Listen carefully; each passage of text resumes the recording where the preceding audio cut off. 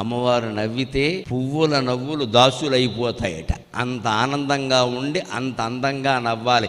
ఏ ఇంట్లో ఇల్లాలు నవ్వుతూ ఉంటుందో ఆ ఇంట్లో లక్ష్మీదేవి నాట్యం చేస్తుందమ్మా. లక్ష్మీదేవి నాట్యం అలా నవ్వాలి కదా అని మగాళ్ళందరూ ఓ పట్టకారు పట్టుకు నవ్వమని చెప్పానా తోలు తీస్తా, నవ్వకపోతే అనకూడదు. వాళ్ళు నవ్వే విధంగా వీడు ప్రేమించాలి. అది సమస్య. ప్రేమిస్తే ఎందుకు నవ్వరు?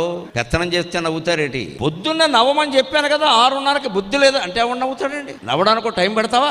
ఆవిడ ఎప్పుడు నవ్వుతూ ఉండేలా చూడరాదా? స్త్రీలు అల్ప సంతోషులమ్మ. ₹1 ఇవ్వడం ముఖ్యం కాదండి, వాళ్ళు ముందు కట్టుకున్న చీరను మెచ్చుకోవడం చాలా ముఖ్యం. అది చేసి చూడండి, అనుభవమే చెబుతున్నా. మీరు 10,000 పెట్టి చీర కొనక్కల, వాళ్ళు ఏదో కట్టుకున్నారు కదా, కట్టుకో అద్దరిందయ్యా అనని, ఇంకేం అక్కలేదు.